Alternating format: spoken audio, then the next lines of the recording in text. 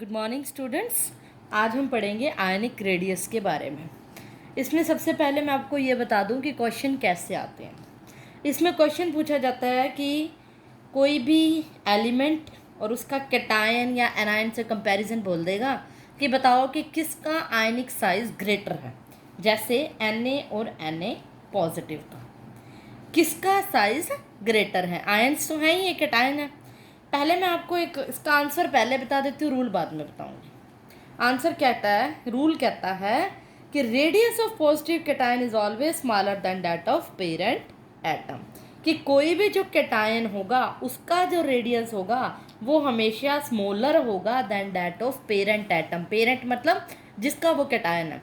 Cation anion मैंने पिछली video में बताए थे कैसे बनते हैं, लूज और गेन इलेक्ट्रॉन से।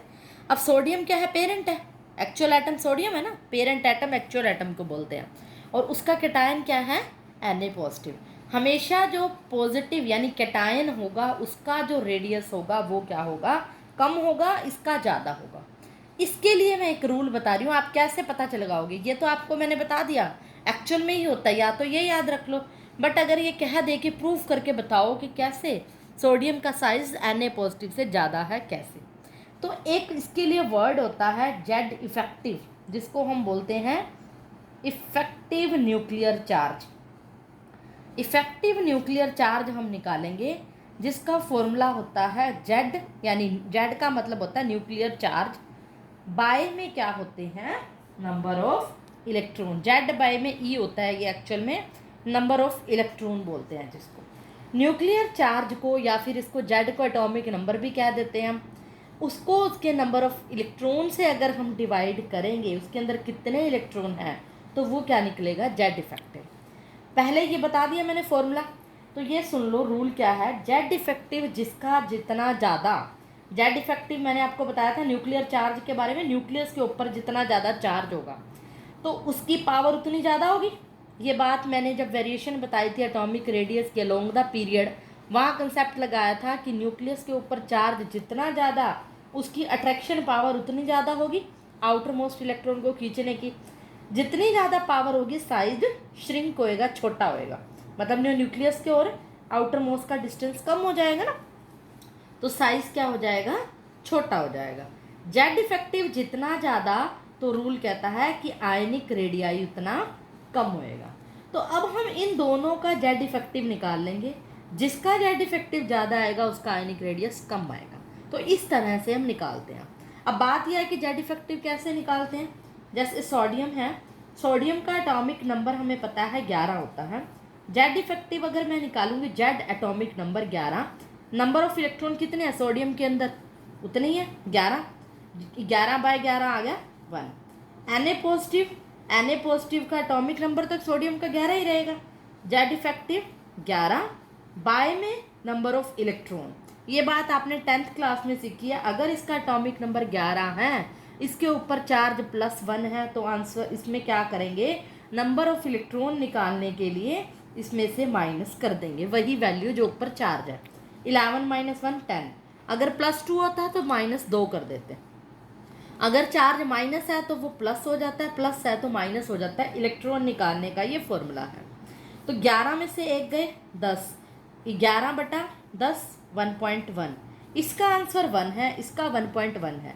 जेड इफेक्टिव जिसका ज़्यादा आयनिक रेडियस कम। किसका ज़्यादा है? कैटायन का। जिसका ज़्यादा उसका आयनिक रेडियस कम। तो रूल भी हमारा यही कहता है कि पेरेंट का आयनिक रेडियस ज़्यादा होता है कैटायन से। क्यों? क्योंकि पेरेंट एटम का जेड इफेक्टिव कम होता है। जेड इफेक्टिव ज़्यादा होएगा तो आयनिक रेडियस कम होएगा। इन्वर्सली प्रोपोर्शनल एक्चुअल में Z effective is inversely proportional to ionic radius. ये इस तरह से आप निकालोगे। इसी तरह से Mg और Mg2 पॉजिटिव का आप निकाल के देखोगे। मैग्नीशियम का जेड इफेक्टिव क्या होगा? Z बाय में E। Z क्या है? 12 12 1। Mg2 का क्या होगा?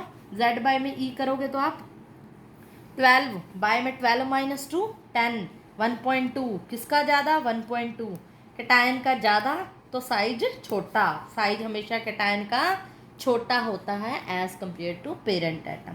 तो किसी का भी आप जेड इफेक्टिव निकाल के, इफेक्टिव न्यूक्लियर चार्ज निकाल के उसका आयनिक रेडियस आप पता लगा सकते हो। इसी तरह मैं एग्जांपल नेगेटिव का लेकर दिखा रही हूँ आपको। Cl नेगेटिव और Cl का देखो क्लोरीन का, इसमें रूल अलग होएगा, एनायन के लिए उल्टा होता है। एनायन पे पहले जेड इफेक्टिव लगाओ, जेड इफेक्टिव क्या होगा, जेड बाय में ई। क्लोरीन का atomic number 17, number of electron 17। Cl negative का निकालो 17 बाय इलेक्ट्रॉन कितने निकलेंगे, माइनस है तो चार्ज क्या हो जाएगा प्लस, 17 प्लस 1 18, इसका आंसर आएगा 0 पॉइंट समथिंग आ जाएगा। तो ये 1 ग्रेटर है, जिसका जेड इफेक्टिव ज़्यादा उसका साइज कम। तो यहाँ पर पेरेंट एटम का जो साइज होगा वो क्या होगा, कम होगा एज कंपेयर टू एनायन, क्योंकि ये तो 0 पॉइंट समथिंग है, इसका जेड इफेक्टिव कम है तो साइज ज़्यादा होगा। तो एनायन का साइज पेरेंट एटम से ज़्यादा होता है, कैटायन का साइज क्या होता है, पेरेंट एटम से कम होता है। तो इसके अकॉर्डिंग रूल भी बन गया, ये बात मैंने जेड इफेक्टिव निकाल के प्रूफ भी कर दी है।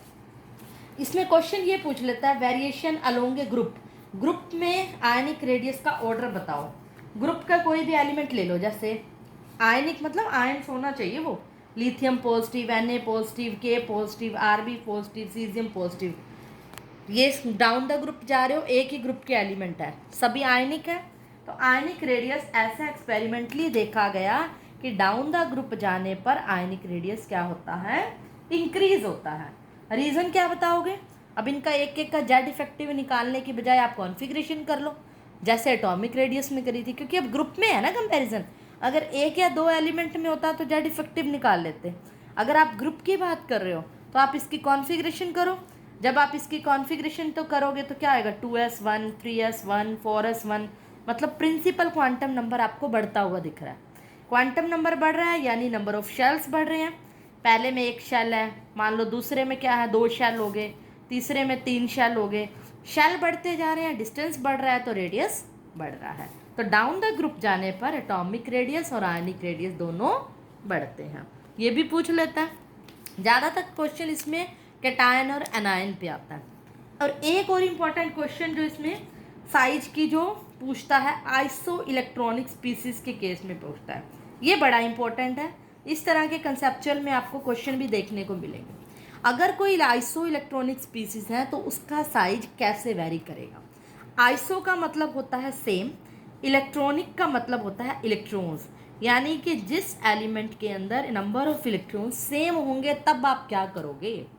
नंबर ऑफ इलेक्ट्रॉन सेम का मतलब, मैं एग्जांपल दे रही हूँ, N3 negative, O2 negative, F negative, Na positive. अब देखो पहले मैं एटॉमिक नंबर लिख रही हूँ, उनका जेड 7 है, ऑक्सीजन का 8, इसका 9 और इसका क्या होगा, सोडियम का 11।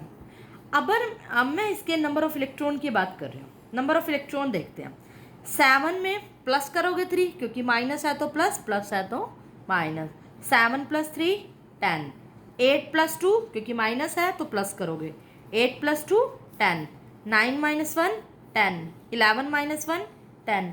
ये सभी आइसो इलेक्ट्रॉनिक स्पीसीज हैं।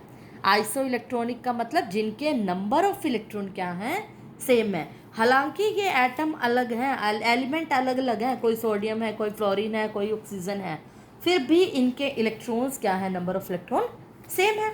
इस तरह की स्पीसीज को हम बोलते हैं आइसो इलेक्ट्रॉनिक स्पीसीज। क्वेश्चन पूछ ले, what are isoelectronic species, the atoms whose number of electrons are same. Example के तौर पे आप ये दे देते हो। अब क्वेश्चन आता है इनके साइज के बारे में। एक्सपेरिमेंटली ऐसा देखा जाता है कि आइसो इलेक्ट्रॉनिक स्पीसीज का, अगर इन्हीं स्पीसीज की मैं बात करूं तो इसका जो आयनिक रेडियस होता है, एक्सपेरिमेंटली ऐसा देखा गया, जो कि बदल नहीं सकते, वो क्या है, डिक्रीज हो रहा है। क्यों हो रहा है, इसको आप प्रूफ किससे करोगे, जेड इफेक्टिव से। मैं एक एक करके आपको जेड इफेक्टिव निकाल रही हूँ। जेड इफेक्टिव अगर मैं करती हूँ एन का, नाइट्रोजन का, तो 7 जेड बाय में नंबर ऑफ इलेक्ट्रॉन, 7/10 0.7 आ गया नाइट्रोजन का। अगर मैं निकालूँ ऑक्सीजन का, 8/10 0.8 आ गया। अगर मैं निकालूँ फ्लोरीन का, 9/10 0.9 आ गया। अगर मैं निकालूँ सोडियम का, Z यानी एटॉमिक नंबर 11/10 1.1 आ गया। देखो जेड इफेक्टिव क्या हो रहा है, इंक्रीज हो रहा है। और आपको मैंने बताया था Z effective is inversely proportional to ionic radius. IR मतलब आयनिक रेडियस। जैसे जैसे देखो जेड इफेक्टिव बढ़ रहा है तो आयनिक रेडियस क्या होगा, कम होगा। एक्सपेरिमेंटली भी ऐसा देखा गया कि जैसे नाइट्रोजन से सोडियम इन स्पीसीज का जब डाटा नोट किया गया आयनिक रेडियस, तो आयनिक रेडियस क्या देखा गया कि डिक्रीज हो रहा था। और ये बात हमने रूल को हमने बाद में लगाया, पहले हमने क्या देख लिया, डाटा रिजल्ट देख लिया। तो रूल लगाया तो जेड इफेक्टिव वाली बात फॉलो हो रही है। जेड इफेक्टिव से मैंने प्रूफ कर दिया कि किसका आयनिक रेडियस ज़्यादा है। क्वेश्चन ऐसे आता है, out of F negative and Na positive which has greater ionic radius and why. तो किसका रेडियस ज़्यादा है, तो आप क्या करोगे, पहले आंसर फ्लोरीन नेगेटिव है, और कैसे बताओगे, जेड इफेक्टिव निकाल के। तो ये आप, आई होप आपको ये जेड इफेक्टिव वाला केस अच्छे से समझ आ गया होगा। बुक में जेड इफेक्टिव आपको निकाल के नहीं दिखाएंगे, डायरेक्ट बता देते हैं इफेक्टिव न्यूक्लियर चार्ज, बट निकालना मैंने सिखा दिया है। इसी के बेसिस पे आप आयनिक रेडियस के सभी कंसेप्चुअल क्वेश्चन सॉल्व करोगे तो सभी हो जाएंगे। आई होप आपको ये वीडियो पसंद आएगी। जाने से पहले लाइक, शेयर और सब्सक्राइब करना ना भूलें। That's all.